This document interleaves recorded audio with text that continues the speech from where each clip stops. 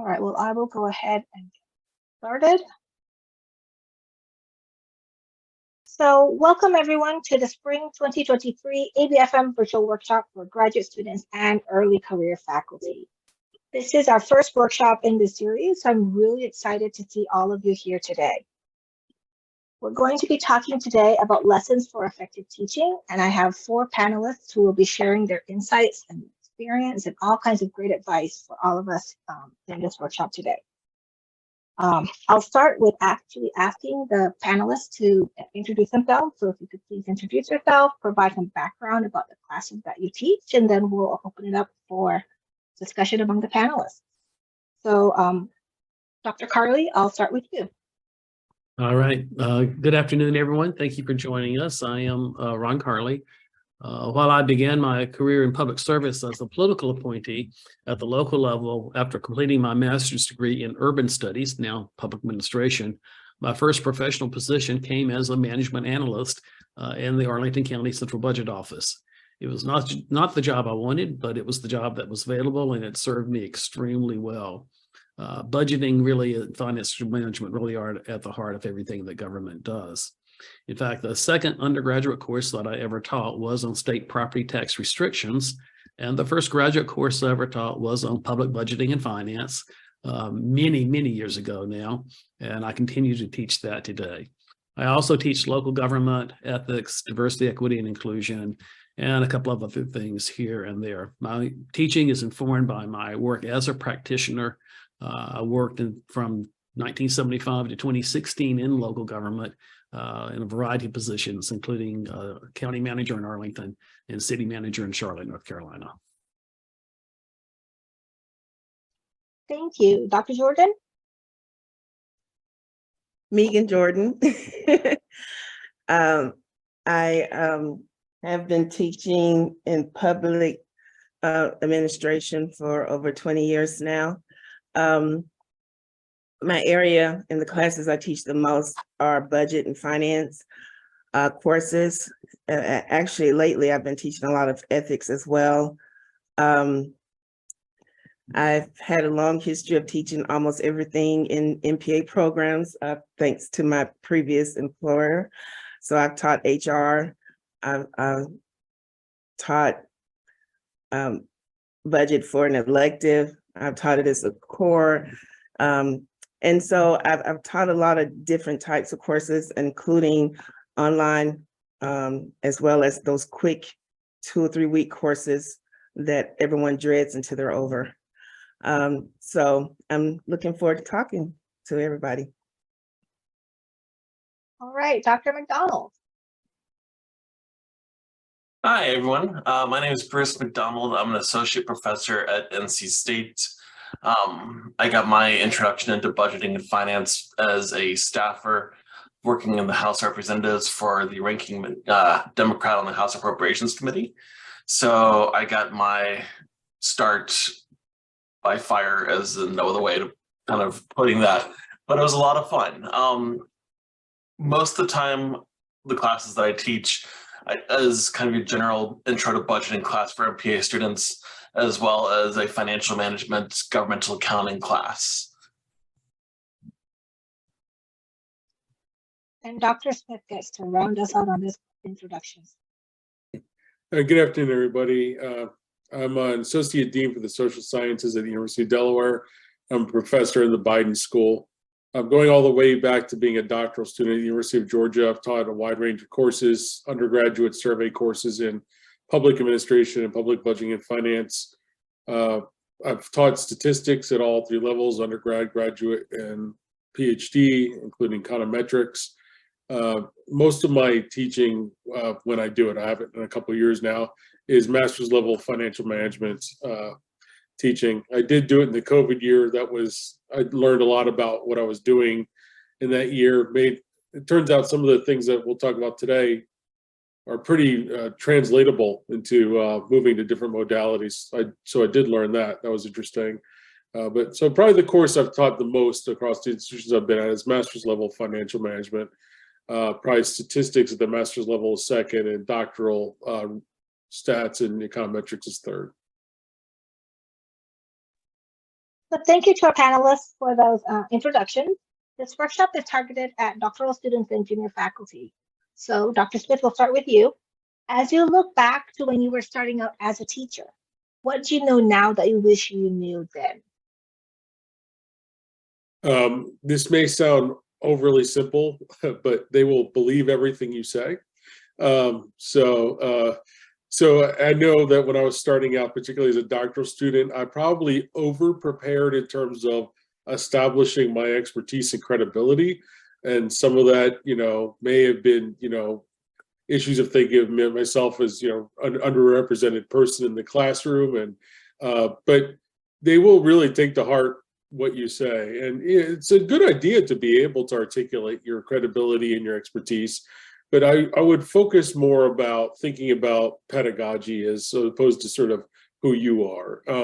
And I really think the pedagogy that works best if you're given no other framework. So sometimes you may be handed a syllabus, sometimes you may be part of a team teaching scenario where even though you're teaching individually, the same syllabus is used across different instructors. In those cases, you've got a framework handed to you. If there is no framework, sort of a blank slate, literally just think of what you can do best, how you can best connect to students. And if it doesn't work, you'll get more tries at it, right? So your first time teaching will not be your last. So if you're in a vacuum, I would say, try what you instinctively feel will best connect you to the students. If you've got some particular insight on what will be most useful to them based on your prior experience somewhere, you should bring that to bear. Dr. Jordan, what do you have to add? What I wish I knew. Be honest with you, by the time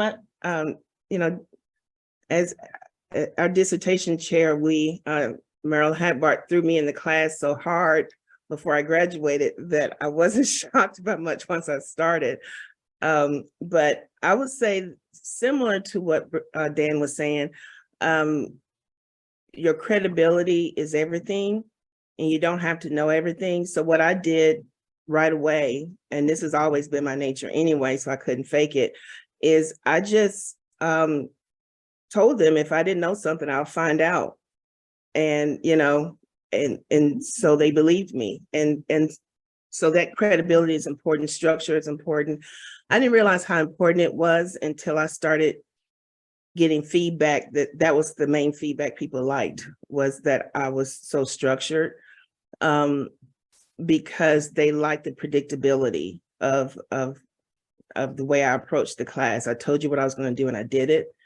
That's extremely important to our students, especially those who work full-time, which was most of them. And even recently online, someone had, made a comment that a student that I had 15 years ago or so, that was that the structure and the quality of expectations was what she liked about my classes the most. So they'll rise, I'll say they'll rise to the standard that you set for the most part. So be careful about setting low standards, because then they'll rise to those. You don't want that. Dr. McDonald. Oh, goodness. I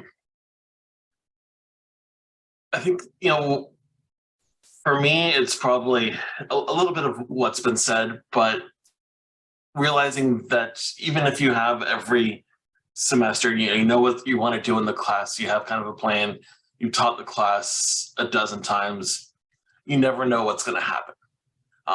The dynamic of a class gets made up by you, but also by those who are in the classroom.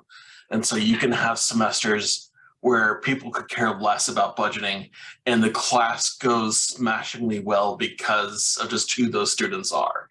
And then you can have semesters where they really like budgeting, but because of the dynamic of those students in that classroom, you want to pull your hair out and gouge your eyes. Once upon a time, I actually had hair. I always blame my students for me losing it. It's probably not the case, but if I had more hair, there are definitely semesters I would just yank it all out. As a early faculty member, I used to take all of that very personally.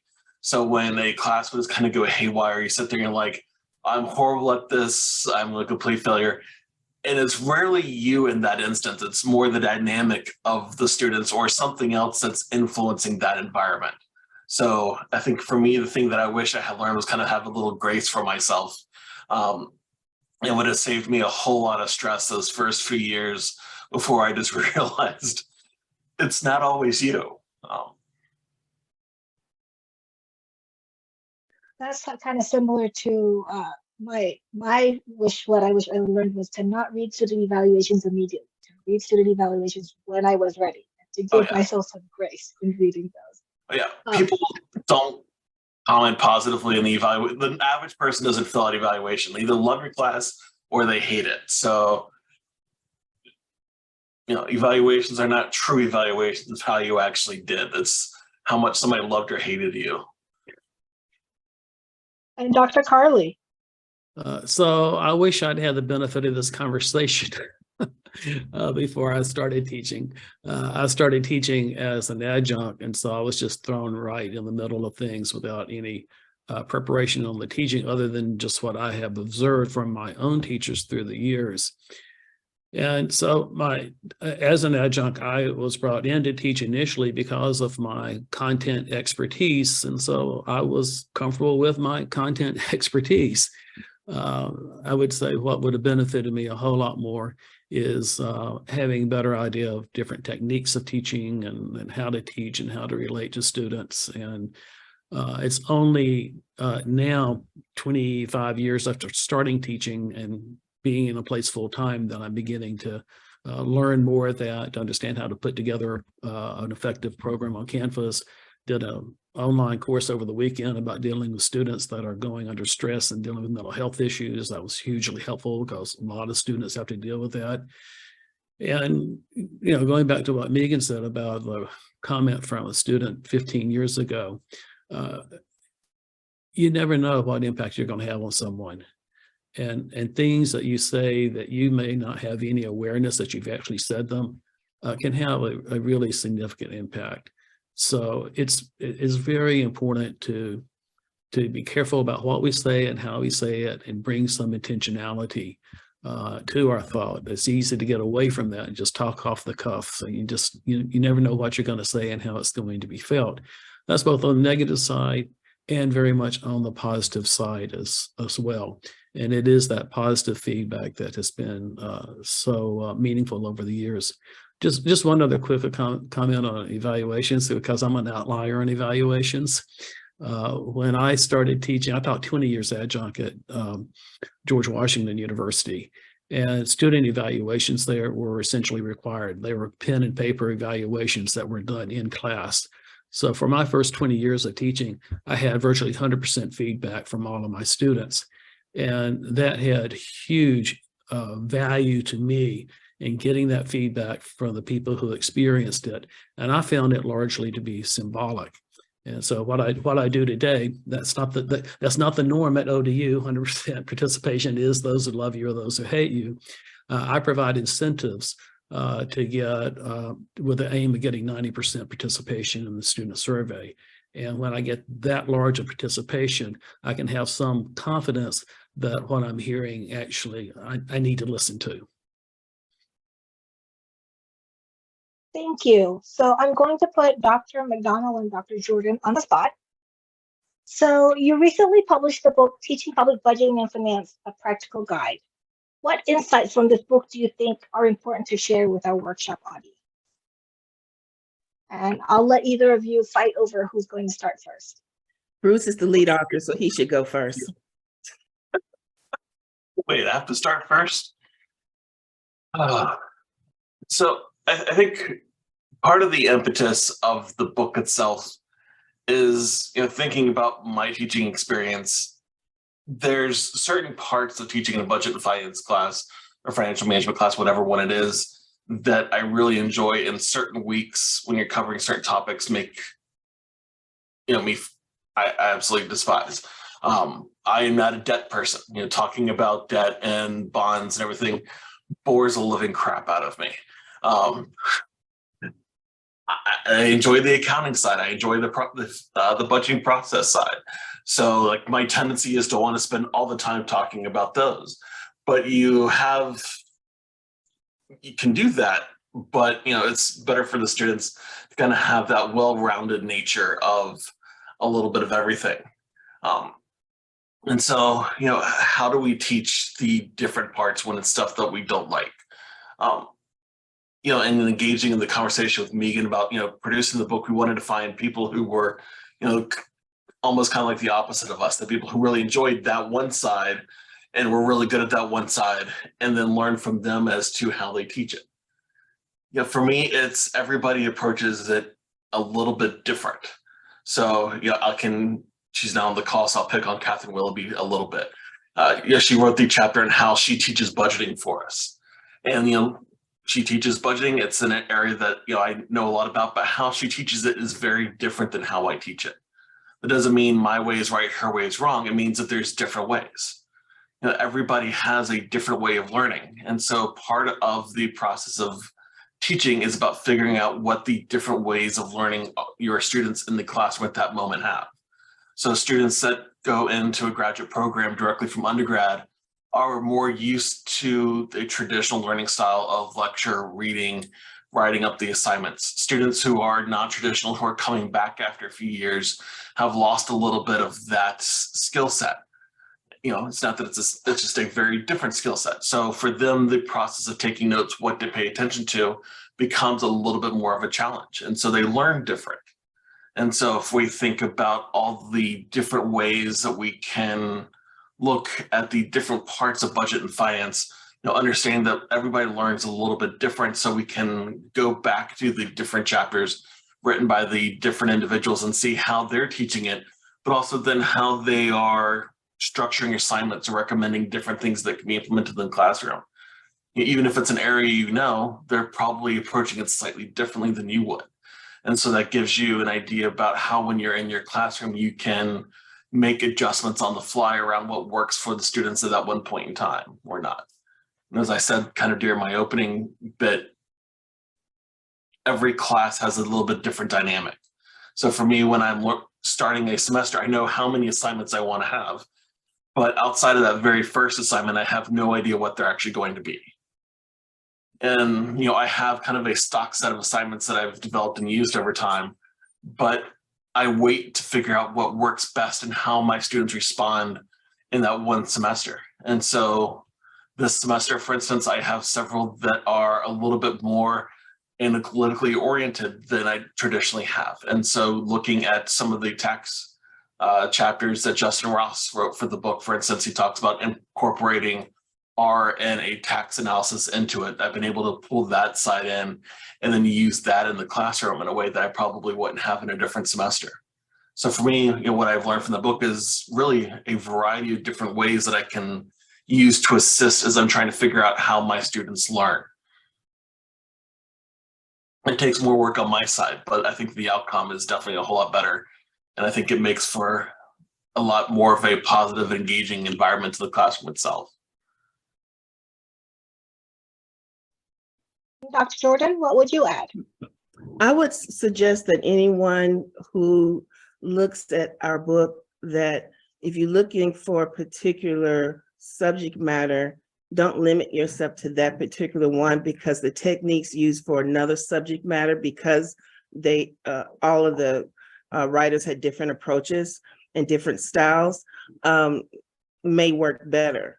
And so I got a lot out of reading the chapters of our contributors, and their ideas that were in some chapters that I would apply to other topics. So that was something that was very helpful. It was so nice to see what other people were doing. It in some ways it made me think, oh, I could do more of that as well. To emphasize what Bruce was saying, one of the things I wish I was more aware of was how each course, each class, each semester is a different culture. And someone warned me about that when I first started teaching, but man, is it true. And I've had a class where everybody was excited and just gun-ho and full of questions. And then I've had a class where they just glared at me and like, how dare you make us do math? And and you just never know. But being aware of the culture of the class means you're also going to evolve as time changes. And so over the years, what I've noticed is they're not that great at taking notes because they rely too much on electronics. And so I have to sometimes emphasize to them what they really need to pay attention to and take notes on, because they'll just sit there and look at you now because they think everything is available for them to read and underline or something. But the greatest thing that I got out of the book was hearing the perspective of people talking about the section of the field, which is so big, the section of the field that they're most involved in. And that to me was and is an honor to see that perspective from those people. So it sounds to me that being an effective teacher also means being continuously learning about what other people are doing in the same classes and settings that you're doing, but also in other class settings and also different topics. And also the importance of evolving and changing to accommodate the student needs and the learning environment. I'm going to pivot to Dr. Carlee and Dr. Smith and ask this question. As you think about your experience designing or developing courses, being in the classroom, and engaging with students, what have you struggled the most with, and how did you overcome these challenges? So Dr. Smith, we'll start with you. It's always difficult to think about sort of what level you want to pitch at. Like, do I want to come out and throw 110-mile-an-hour heaters the whole time? Do I want to be more nuanced? Do I want to paint the corners, right? So the thing about public administration, as we all know, is we take all comers, literally A to Z. I've had students who've majored in anthropology. I've had students who've majored in zoology, and you really just don't know who's going to show up. You don't know what the level of preparation is, honestly, I think we kind of make too big a deal out of that because the stuff we do mathematically is not that hard. It's really, for me, a question of appetite. It's, where do you want to go with this? So to go to Meagan's point early, or the thing that I decided early on in my career was just to give them what I got, right? So just set the bar high. And I've found over the years that they really do respond to that. I won't name the institution or course, but one time, one of my teaching evaluations was a doctoral course. It was the most memorable line I ever got was, only professor to assume we're smart. And because they just hadn't felt stretched. They felt like in that course that they had taken the prior iterations, that faculty sort of thought, oh, well, they're not really ready for this. They can't really handle this. So that to me is the challenge it's essentially a challenge of confidence. Like, if I really want to make this course as rigorous as I feel like I can deliver, can I bring the students along with me? And can I make sure that they feel good about the experience they've had? So it's not really a teaching challenge per se. It's really a challenge of being a teacher. Do I really feel good about this? But I do strongly believe, I highly endorse Meagan's argument that you should basically establish the bar where you want it, because that really is where the students will go. And even in courses that are not necessarily teaching courses per se, as an example, in a capstone course, I had a team, University of Delaware, our master's students are overwhelmingly pre-service, no experience. I had a team who literally had never heard of an HOA before. They didn't know what it was.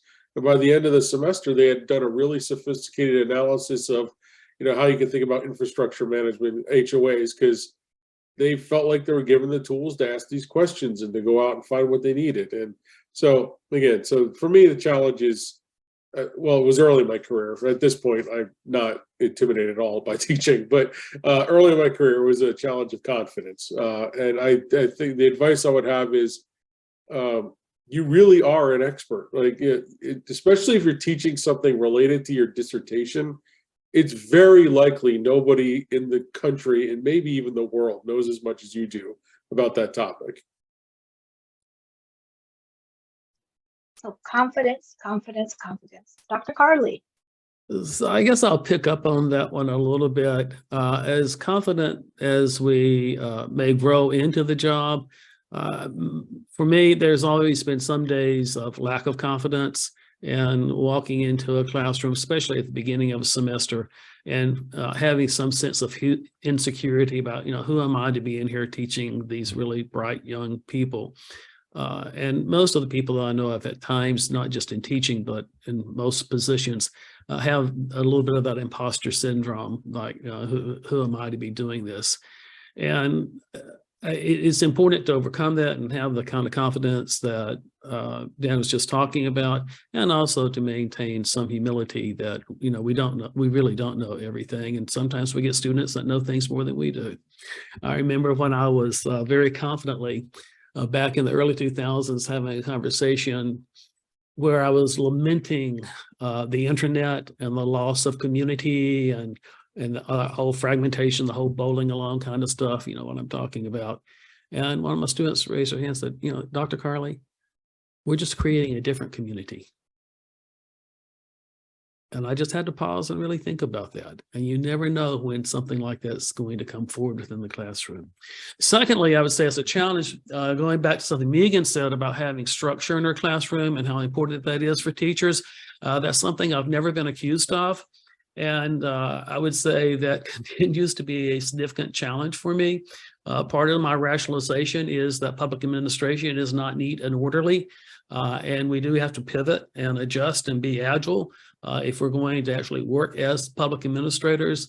At the same time, our students are really, especially those that work full-time, which for us, most of our students, and I worked full-time when I did both my doctorate degree and my master's degree, so I am empathetic. At the same time, I'm not a structure person, and I need to bring that. I'm constantly challenged to bring that into the classroom because my students need it, and it's the right thing to do. So, I want to be like Meagan when I grow up. Another aspect that is challenging for me, and this goes a little bit to what some of the other folks are saying. A lot of my courses are not just textbook. Many of the courses I teach, I've actually curated the material myself, and I do too much. And I'm constantly, Meagan shaking her head, she's seen some of my material. And so, part of the challenge for me is understanding that sometimes less is more.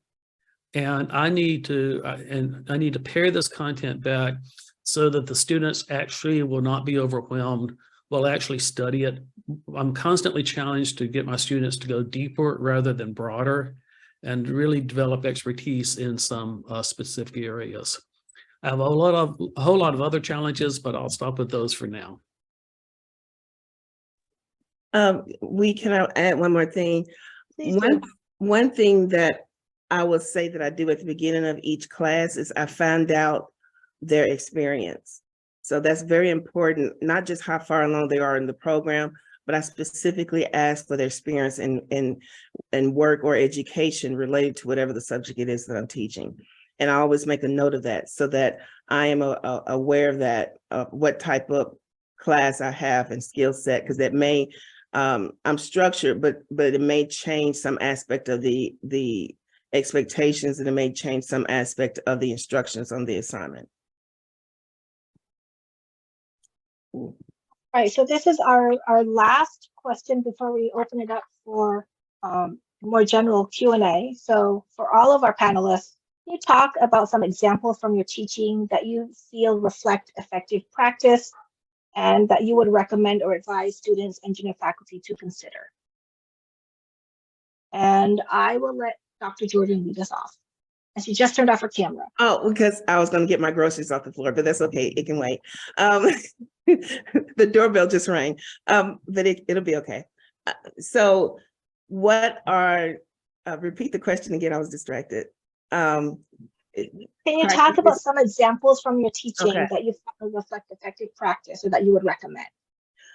For me, public administration, especially the MPA, is about practice. I emphasize research a lot more at the PhD level. In fact, I fight them to stop talking about, at my job, I don't care about your job, that's the end of one. Let's get back to the research. But at the master's level, that's really about practice. So I firmly believe that half of my class each time is going to involve bringing in something to practice what we just discussed. And I always make it clear to them that my lecture is a discussion, and if they get bored, it's their fault. It's what I tell them, that they need to speak up and ask questions and communicate and participate in the discussion. But once that first hour to hour and a half is over, I always move on to, okay, let's practice that. Let's bring in either a speaker or a case study. Sometimes in public budget and finance, it's so hard to find a good case study, so I make them myself. And so you can adapt them from old cases that you found that did not have a budget and finance aspect.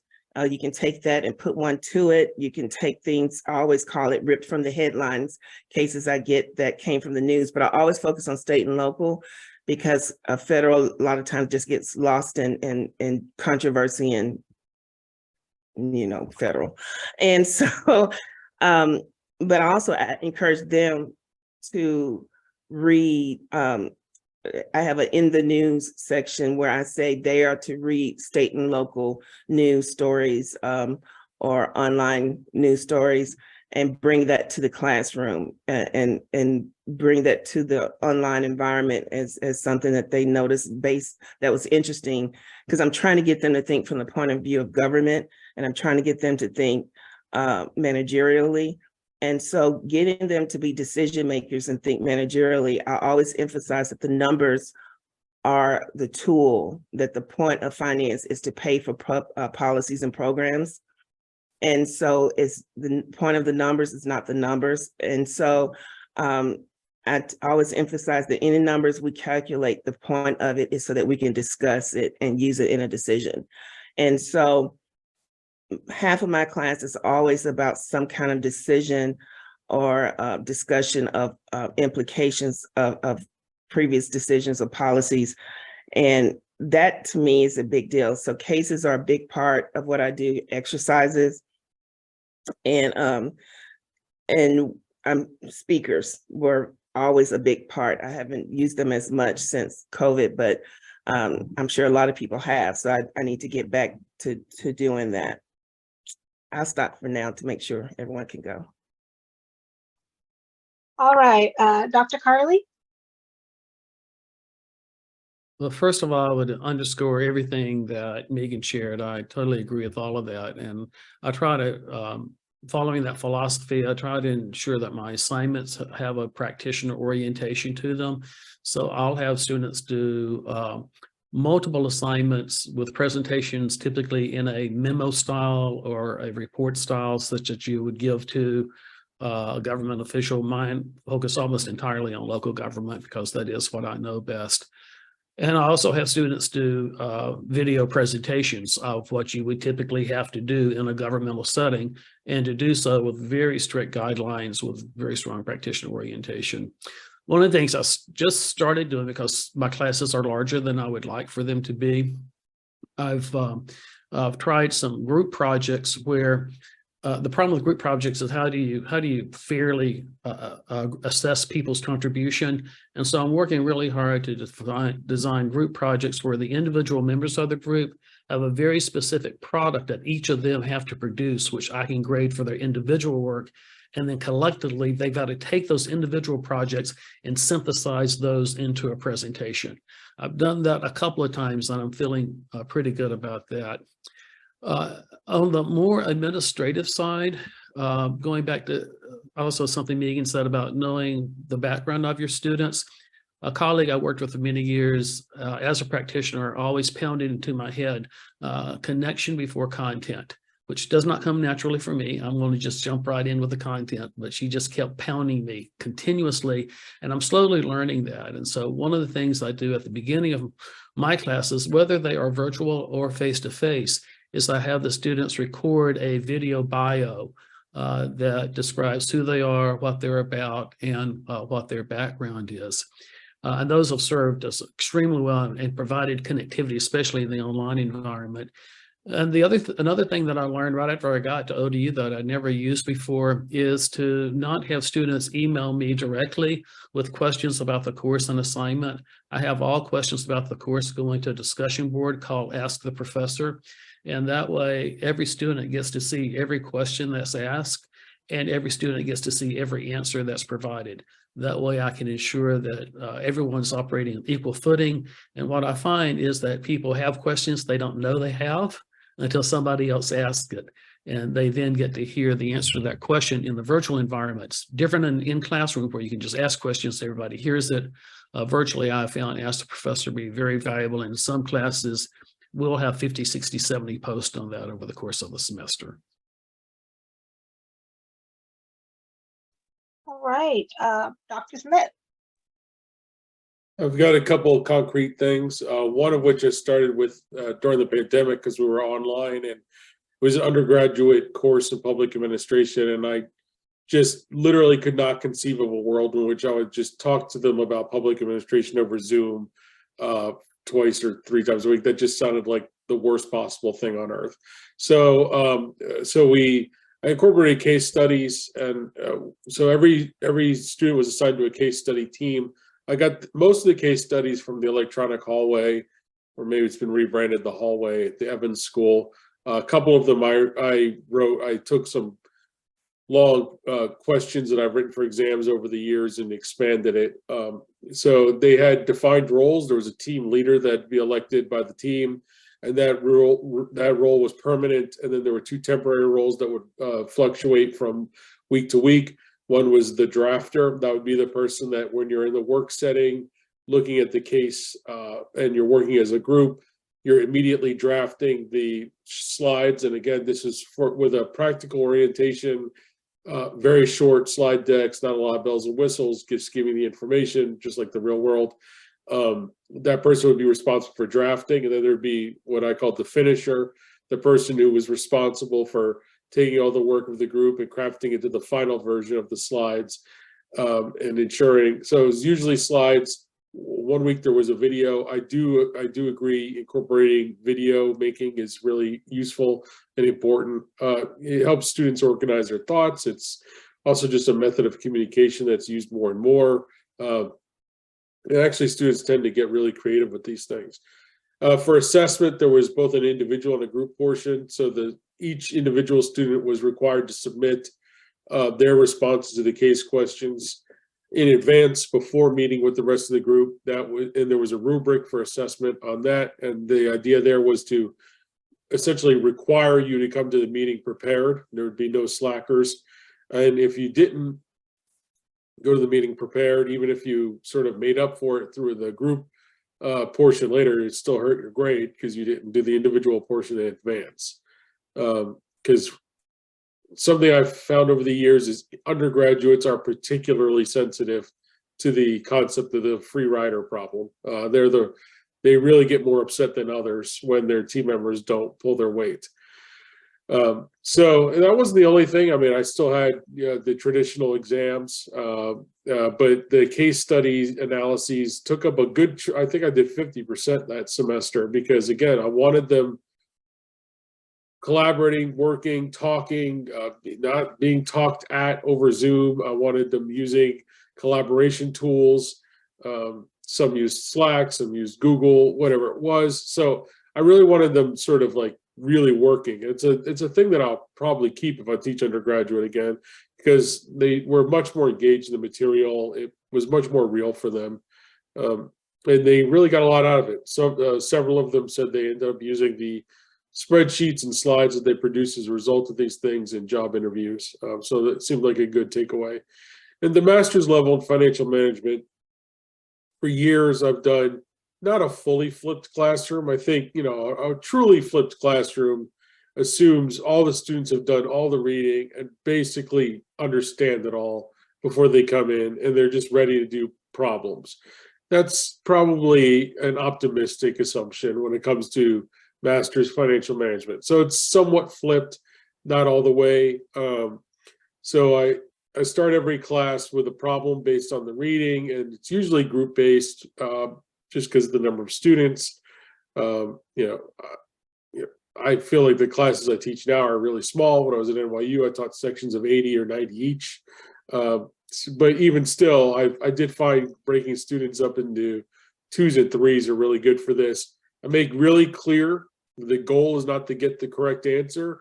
And a lot of the problems you literally cannot possibly finish in the time allotted. It's the question is, how far can you get? And then when we go through the solution, do you understand what's going on? I'm very meticulous in going through the solutions. I use PowerPoint animation so that each line of, whether it's a spreadsheet, financial statement, whatever, comes up in a separate click. And we talk about each and every click there. Then I do a lecture, but it's usually shorter than, you might imagine if the whole thing was lecture. And then we usually do another problem. As the semester goes on, the first problem I do is usually based on the homework they submitted. That way they can see something they've already worked on, worked out. I've always graded homework in financial management based on completion. There's no incentive to, basically what I've found over the years is, if students are really obsessed with getting it right, they're just as likely just not to do it at all. So those are just a couple things that I do. All right, Dr. McDonald, wrap us up. That's just unfair. So I think for me, thinking about what I do and how I approach my classes, I do a lot of the different things everybody has talked about. One of the things I think is most effective that I found is actually bringing in practitioners to speak and talk about some of the different concepts. As Dan mentioned earlier, whatever we say, they're going to believe, because we kind of have that perspective and that position of authority. But it's good for them to hear it also from somebody who's actually doing it on the day-to-day.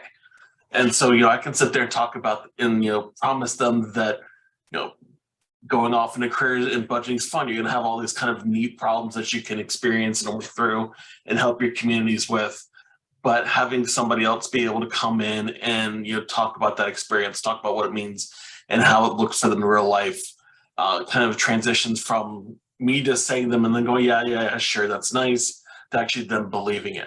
Which, at least in North Carolina, there's a large problem of local governments trying to find budget staff right now. So having that connection between the practitioners saying, this is great, this is awesome, it can be useful, and kind of encouraging the students along in that classroom. I think whether it certainly hasn't addressed the full problem, but it encourages more of the students to go off into the budgeting type of careers, whereas a lot of the students in the past that I would always get would be like, budgeting is the last thing in the world they would ever want to do. At the same time, bringing in practitioners makes for some really fun assignments as well. So it depends on who the practitioner is and the semester. But using practitioners either to have them kind of come in and present a problem that they as an organization are trying to work through, and then have the students work through solutions as well, present it back to that organization, or say, here's something we have done in the past, and then they have to kind of come or experience in the past and then come up with solutions to present to what they would recommend it or that the organization had done as alternatives. And then having those practitioners be involved throughout the semester to provide feedback along the way.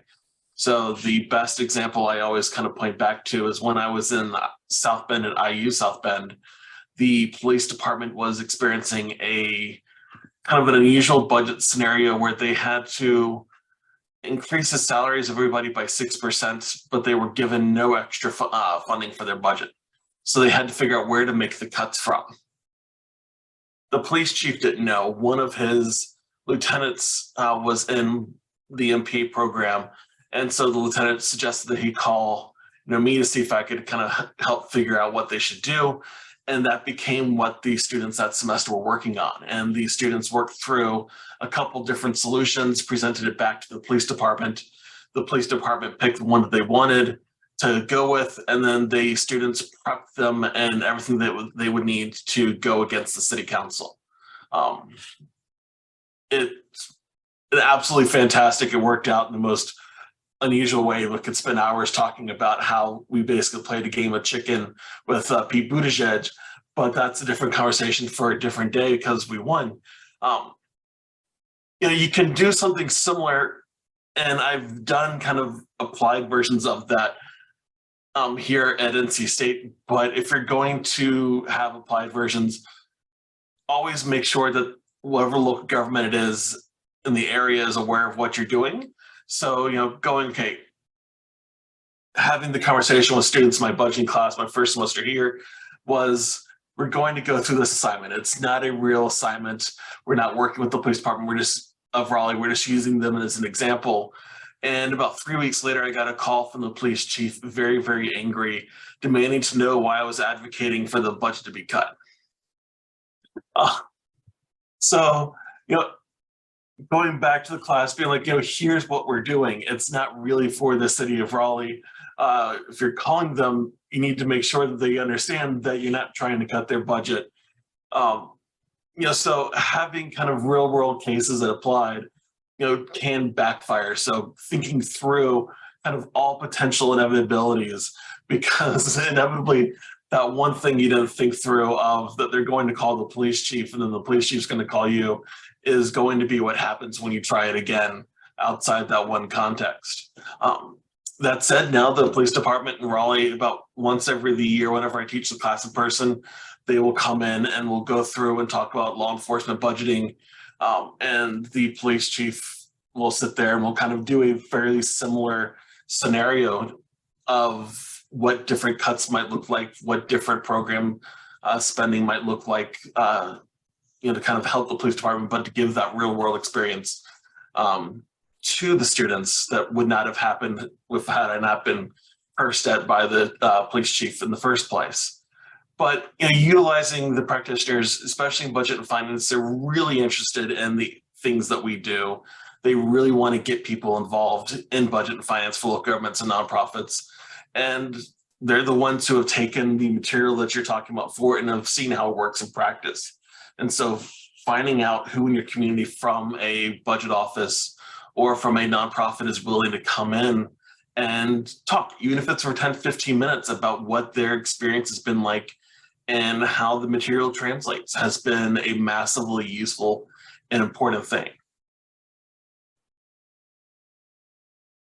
Well, thank you to our panelists for answering that challenging question. I got a few nuggets out here in terms of thinking about, incorporating practice into the classroom and assigning roles that mimic those in practice, even serendipity, that, a missed connection at the front end can turn into subsequent guest lectures or projects in the classroom. So I would like to open it up for the last 10 minutes. If members of our audience have specific questions that they would like to ask our panelists, you can feel free to type those in the chat, or you can also unmute yourself to ask your question.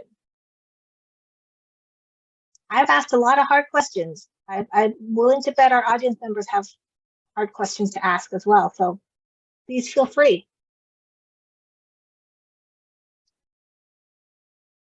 Okay, Franklin, I think. Please go ahead.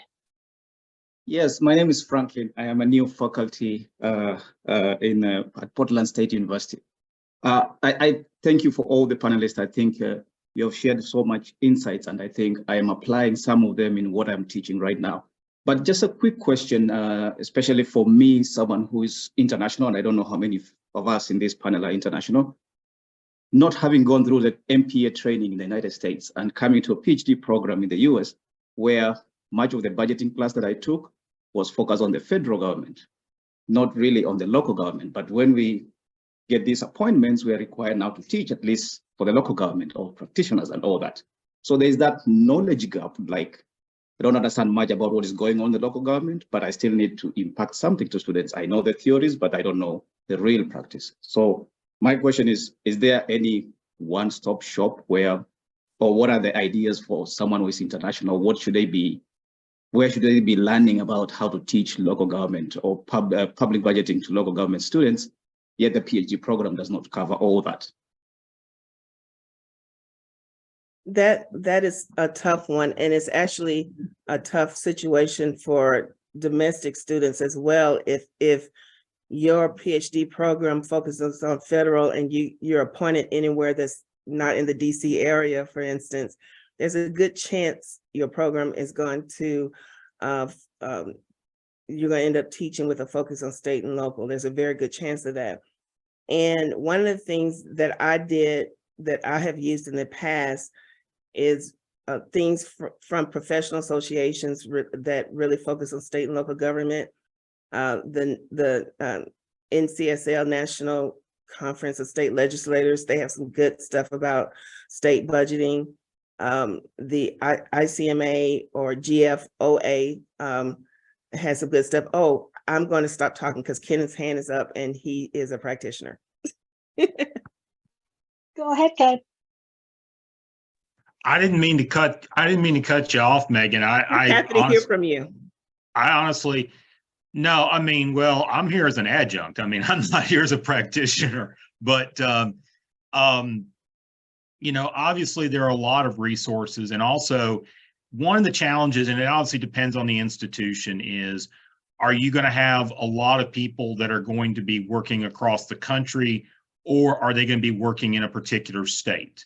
And that obviously depends upon the institution and what their student population is made up of, because along with the national resources that Meagan did a very good job of explaining, there's also, you have to look at within a state, like obviously Bruce knows this with NC State. In North Carolina, we've got a very unique structure with the Budget and Fiscal Control Act and the Local Government Commission that puts a lot that you know, you have to find a way to incorporate in that, because chances are with NC State students, probably about 8 out of 10 of them will stay in state. That may not be the case at other institutions. And so you kind of have to work that in there, because so it's important to look at what your state government finance officers association's done, what state municipal leagues or the state city county managers have done for the given one. Those are another important resource, because that has to be factored into the equation. Thanks, Ken. And Ron had mentioned definitely joining the GFOA and using their resources. But I think the other part of that is definitely understanding where your students are coming from and what basic state and local budget knowledge they need to have. If I could add, it's also one of the advantages of bringing in practitioners into the classroom. You know, anytime you move from one state to another state, the state and local budget situation is going to change a little bit. You know, I'm from Florida, moving from Florida to Indiana, and also I found out in Indiana, everything's not out in public, which in Florida, everything is. Mm-hmm. So how do you engage in that process? And so I very quickly, realized I needed to go find out from someplace. And so I started talking with the city budget director, and then they would kind of help come in the classroom when I would have questions on what it meant for the state. I could, turn back to them. When I came to North Carolina, I figured that out a lot faster, that, it was helpful when you're starting to talk about these things to have that connection. So I relied upon Carlee Coe, who, has now passed, but was a previous faculty in North Carolina, for kind of developing that network of practitioners within the state that have that experience that can help kind of fill those gaps for you. And so, the old adage of you learn in the class just as much as the students learn. Well, when you have the practitioners come in talking about budgeting for North Carolina or their experience of budgeting for North Carolina, you can then pick up on that some, and it helps inform your teaching of that later on as well. So I would highly encourage practitioners whenever you can. And speaking of going from state to state, when I went from Arkansas to Virginia, I found out that Virginia does not have an executive letter as part of the budget process. And because I always have pulled them out at the federal level and the state level several years to say, hey, let's look at what has changed over time. And I couldn't find them on the website. And each department has a representative in staffing. So I called the budget office for the state and said, I can't find your executive letter. We don't have one. So the county situation is here differently. So it may seem even more daunting because of you coming from another country, but keep in mind that if anyone is not prepared, everyone is going to have to face the challenge of getting to know the area that you're in. So you may have an additional challenge, but a good chunk of it, everyone should actually take the time to go through and learn their geographic area. Yeah, I would reinforce that. Local government is obviously my expertise. That's where I worked my whole career. And I would advise doing a really deep dive in the city where you are and connecting with the people in that budget office and other executives in that local government and understand what's going on in that community. Although having said that, building on what Meagan just said, if you become an expert in one local government, you're an expert in one local government. They literally all are different, even if they're sitting right next door to one another. That's one of the most idiosyncratic things about the US system. Yet at the same time, if you understand one, you've got a foundation on which to pivot and understand the variations that exist in the other ones. But it's one of the assignments that I've done in my local government budgeting class. When I have a reasonable size, I would have each student do an analysis of the budget of a different city. Now, the problem with that, for me to grade those, I have to know something about the budget of each of those cities. And so with a class of a certain size, that's just not feasible anymore. Although that's when I did a group exercise, I had a class of 30, but I broke it down to just 5 different local governments and then put them into teams.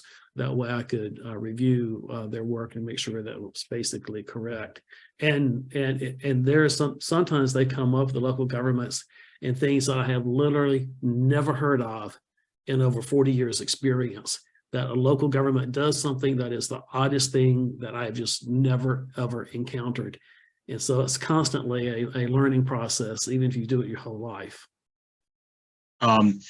As an adjunct, who obviously we teach, we kind of teach on the core end, in terms of how we can improve to better prepare the students that, of course, are coming to you.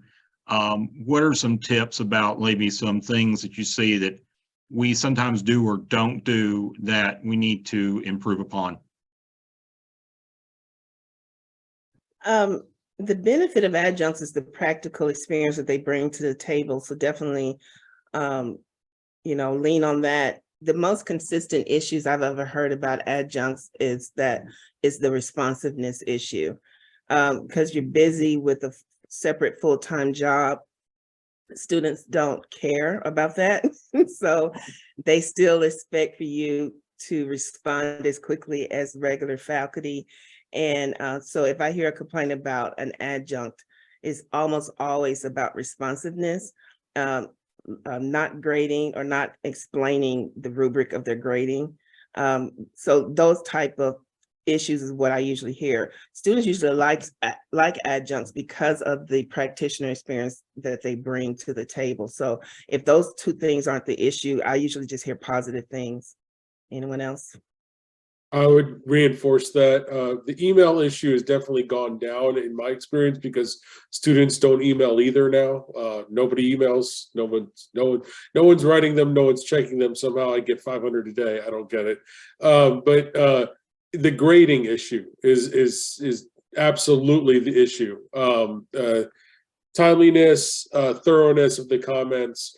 And again, whereas we all understand, this person's, got a 60 to 8 hour week job, totally aside from your teaching experience, then they might have, God forbid, family dependents, who knows what's going on. That is definitely an issue. But my assumption has always been, and I think the evidence has always been that adjuncts are doing their best. So it's, sometimes just letting them know it's an issue it leads to a lot of improvement.